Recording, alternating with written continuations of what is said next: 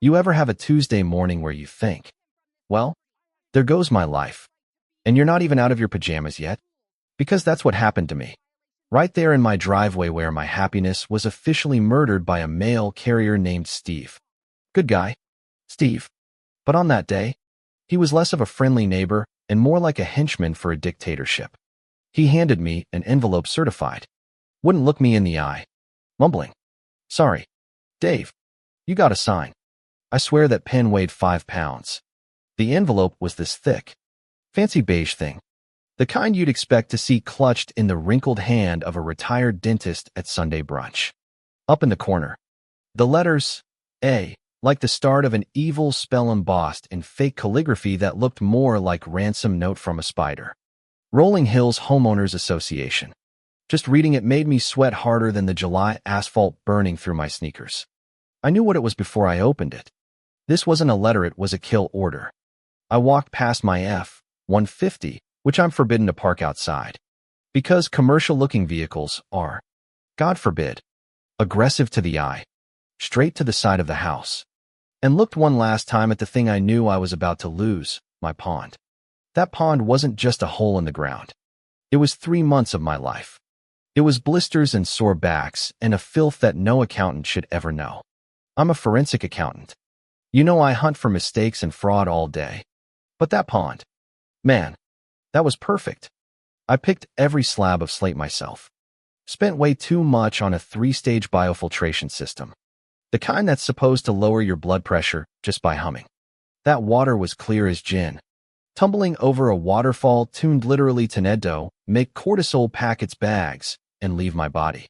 It was the only thing I'd built that wasn't made out of spreadsheets or stress.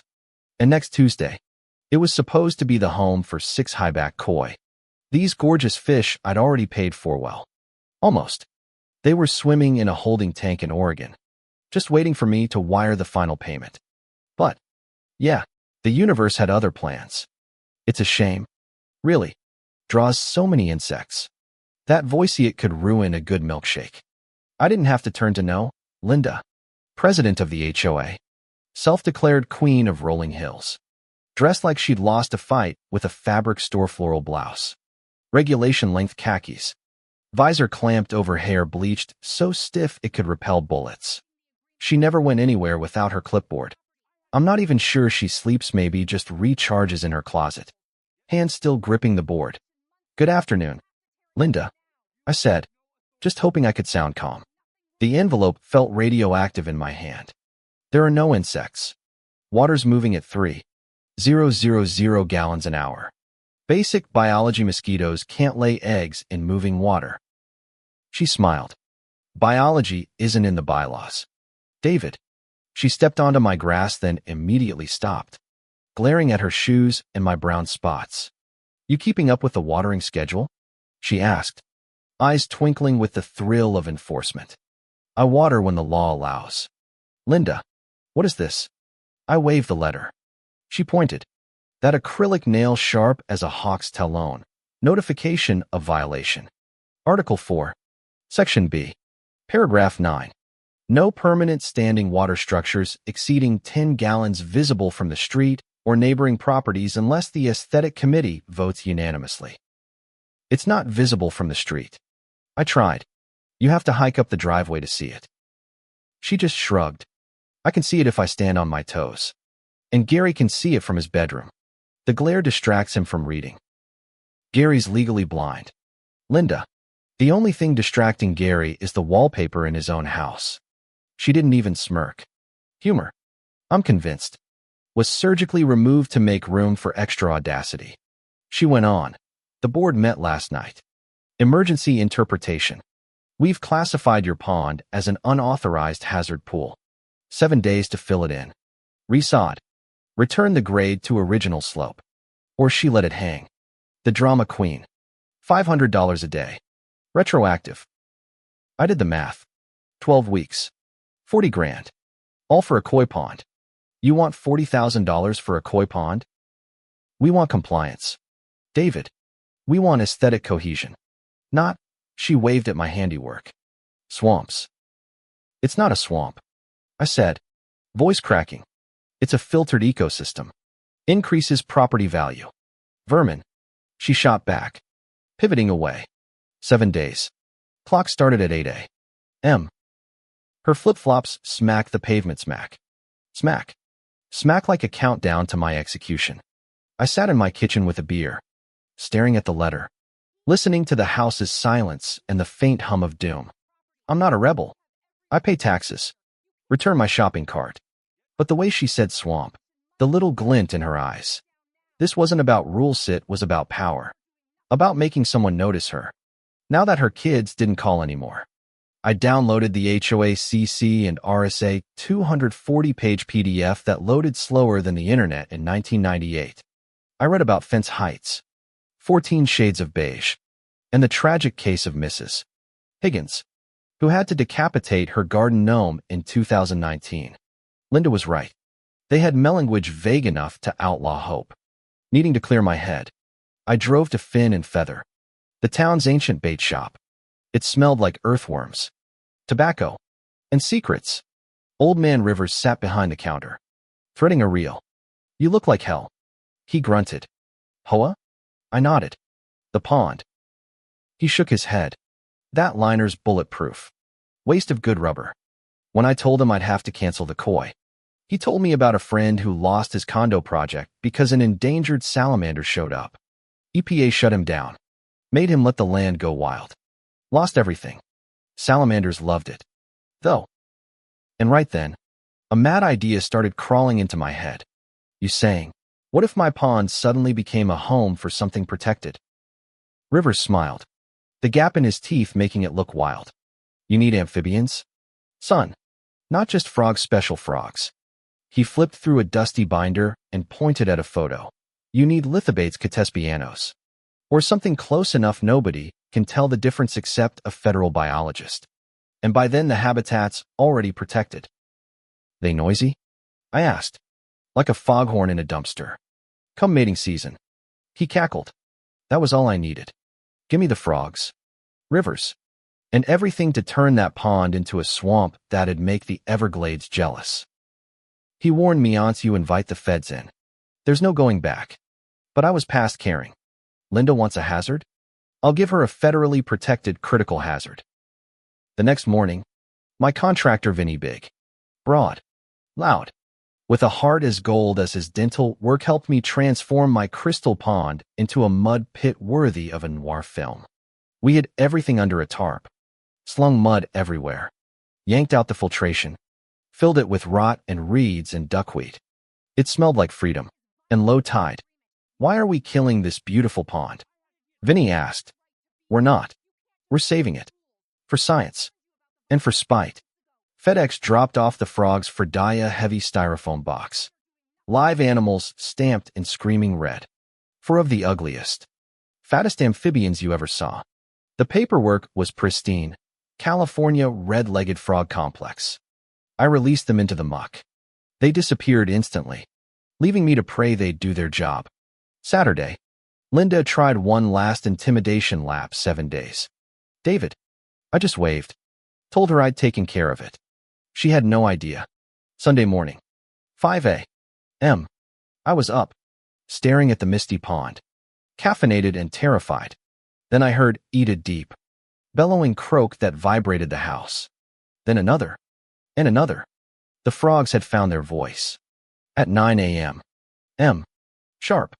The HOA firing squad showed up. Linda, Gary, Susan ready to find me into oblivion.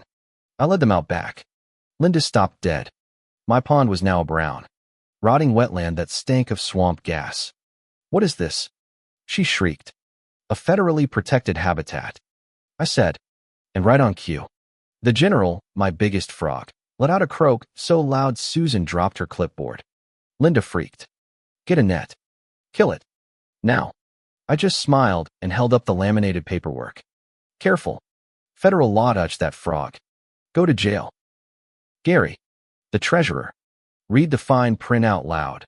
25 grand per violation. Linda tried to call my bluff. Threatened to call the cops. I sat in a lawn chair and waited for the cavalry. Officer Miller arrived, local baseball coach. Lover of baked goods.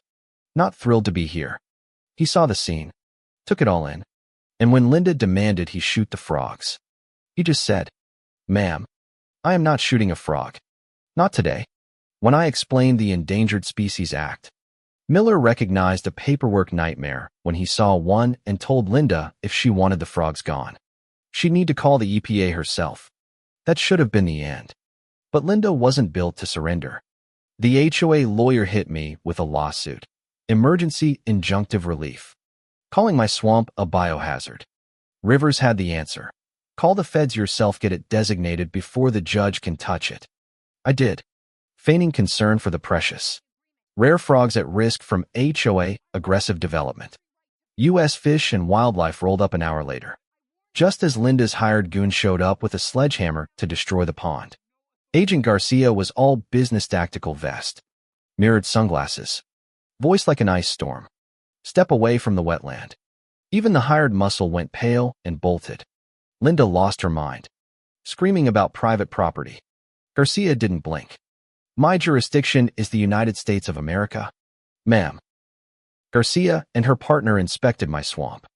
The general, bless his amphibious heart, performed like he'd trained for this moment. Garcia confirmed the frogs threatened under the ESA breeding population. She taped off my entire backyard, posted terrifying government signage, and made it clear: no draining, no filling, no koi, no silencing the frogs. You are now a conservationist. Mr. Miller. Did I mention grant money?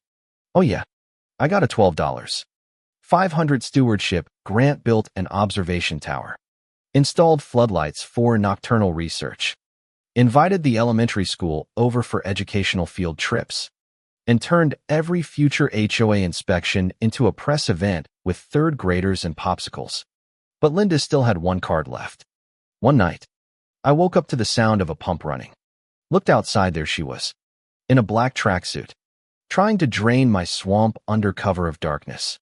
Bleach in hand, I charged out, tackled her in the mud, just as police and Agent Garcia, thanks to motion sensors, showed up, catching Linda red-handed, literally, covered in algae, holding a jug of bleach.